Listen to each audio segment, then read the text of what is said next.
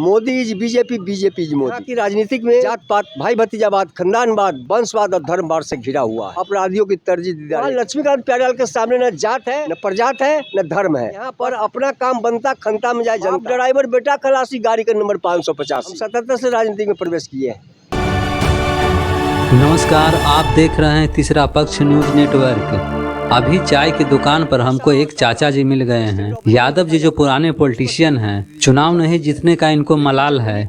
ये राजनीतिक और नेताओं के बारे में खूब चर्चा करते हैं।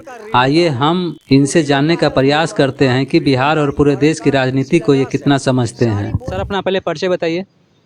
मैं राजेंद्र प्रसाद सिंह यादव, हाजीपुर जिला वैशाली का जनतंत्र की धरती से मैं बोल रहा हूं और मेरे सामने मीडिया महोदय स्थित है। मुझसे कुछ जानना चाहते हैं, मुझसे कहवाना चाहते हैं देश प्रदेश की राजनीतिक पर। तमाम चुनाव हुई है उस पर। सर, पहले बिहार की राजनीतिक में बताइए सर कि बिहार की राजनीतिक में आप बिहार की राजनीति को किस प्रकार देख रहे हैं वर्तमान। बिहार की जो राजनीतिक है, यहाँ किसी भी दल के लीडर हो, किसी भी दल के नेता हो, बिहार वासियों के लिए कुछ विशेष काम किया नहीं। और बिहार का नेताओं का नीति और नियत कुछ अलग अलग, और प्रदेश का नेताओं का नीति और नियत अलग है। प्रदेश के लोगों के विषय में, काम के विषय, विकास के विषय में जो भी पार्टी काम करेगी और काम किया है और कर रहा है, उसके संबंध में जनता जान रही है। जो जनता को पहचानेगी, जनता जनहित में काम करेगी। किसी दल को यहाँ की राजनीतिक में जात पात, भाई भतीजावाद, खानदानवाद, वंशवाद और धर्मवाद से घिरा हुआ है। चाहे आप जितना बड़ा कार्यकर्ता किसी दल का हो, उसको तरजीह नहीं दी जाती। पैसा और कपड़ा, स्टैंडर्ड ऑफ लिविंग देखा जाता है, उस पर तरजीह दी जाती है। लेकिन जमीनी कार्यकर्ता जो है, वो जमीन का कार्यकर्ता किसी दल का रीढ़ होता है। वो रीढ़ होता है और निर्माण का, बिल्डिंग का, इमारत का शिलान्यास है, सारी बोझ उसके ऊपर रहती है। अगर जिस समय शिलान्यास करवट फेरेगा तो इमारत 10 तल्ला या 20 तल्ला हो गिर जाएगी, टूट जाएगी, चूर हो जाएगी, चकनाचूर हो जाएगी। कार्यकर्ता को किसी दल ने कद्र किया है, मान सम्मान दिया है, इज्जत दिया है, उसके लिए काम करेगा और काम करता है। लेकिन ये कार्यकर्ता को तरजीह नहीं दी जाती है। कल हो करके जो आ गया पैसा वाला, बतांग आदमी, दमंग आदमी, क्रिमिनल, राजनीतिक भी धीरे धीरे अपराधीकरण हो रहा है। अपराधियों की तरजीह दी जा रही है किसी दल में। मैं एक दल की बात नहीं कर रहा हूँ, किसी दल में। लेकिन ईमानदारों का, विद्वानों का कद्र घटते जा रहा है और उसको तरजीह मिलती है तो तरजीह से जनता ही का शोषण वो करता है।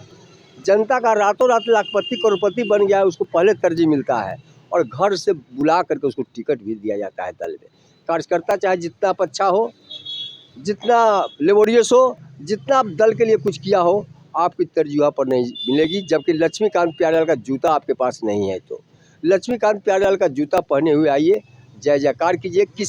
किसी दल का है, कोई भी है, किसी जात का है, वहाँ लक्ष्मीकांत प्यारेलाल के सामने न जात है, न प्रजात है, न धर्म है। बस एक धर्म लक्ष्मीकांत प्यारेलाल का जूता है। जूता मारिए, काम कराइए, चलते रहिए। भ्रष्टाचार शिष्टाचार हो गया है, भ्रष्टाचार शिष्टाचार हो गया है, भ्रष्टाचारियों का बोलबाला हो गया है, भ्रष्टाचारियों का बोलबाला हो गया है। किसी भी दल में भ्रष्टाचारियों का जगह मिल रहा है, स्थान मिल रहा है, कद्र हो रहा है। लेकिन ईमानदारों और सोशल कार्यकर्ताओं को कद्र नहीं है। तीखी नज़र से देखी जाती है उनको। आपका तीसरी नज़र, वो तीसरी नज़र है।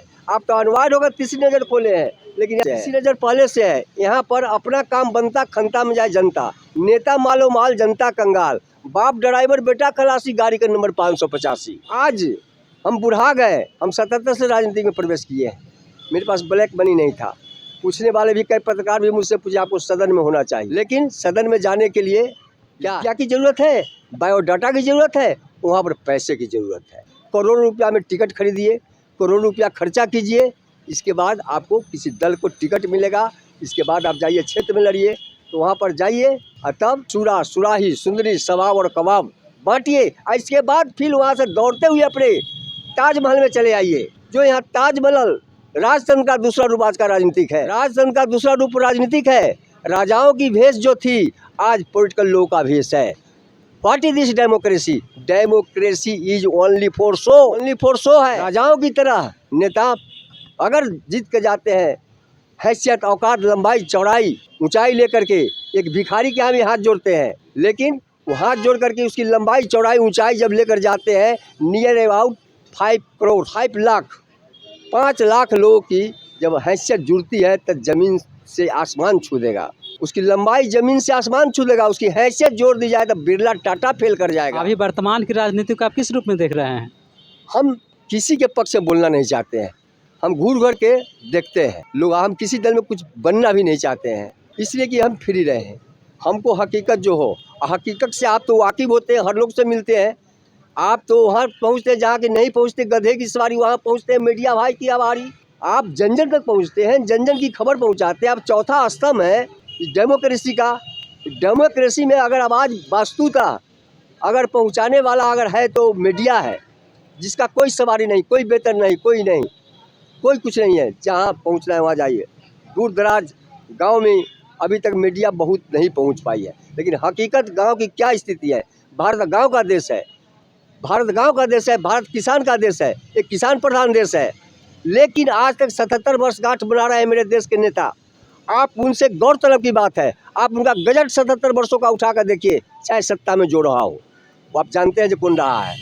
77 वर्षों में 80% आज़ादी किसान की और गांव की है, 80% गजट इसके पक्ष में होना चाहिए। आप गजट उठा कर देखिए किसके पक्ष में गजट किया है लोग। 20% लोगों के लिए गजट किया है और 20% में लोगों ने लूट करके इस देश को 77 वर्षों में रखा है। आज देश में लूटा हुआ पैसा, मेरा मानना है, आई सर्च द डीपली, मैं गहराई से इसको ढूंढा हूँ, सबसे ज़्यादा फैशन बढ़ता गया, तन से कपड़ा घटता गया, वेतन बढ़ता गया, ड्यूटी जवाबदेही समाप्त होता गया। आज विधायक पालिका भी 1-1.5 साल पहले अपना वेतन लागू किया है 200 गुना ज़्यादा, 200 गुना ज़्यादा वेतन अपना पारित किए हैं लोग विधायक पालिका। उस समय सदन में एक भी व्यक्ति ने विरोधी बुझाया, न सत्ता बुझाया, न कुछ बुझाया, सीधे जैसे नींद आ गई सदन में जाकर सो गए। एक भी विधायक पालिका विरोध नहीं किया कि मुझे इतना वेतन मिलता है, इतना नहीं मिलना चाहिए। 200 गुना, जबकि 60 वर्ष सेवा करने वाला 60 वर्ष की उम्र के बाद रिजेक्ट हो जाता है, उसका जो पेंशन था वो ख़त्म कर दिया गया। जब तक वो कामयाब था तब तक वो सेवा किया, और जब बेकार हो गया तो सरकार भी निकाल देती है, उसको हैंड टू माउथ हो गया, कमाया, बाल बच्चे को दिया, पढ़ाया लिखाया, इसके बाद उसके पास कुछ बचा नहीं। पेंशन मिलता था, वो आधार था, वो पेंशन ख़त्म कर दिया गया।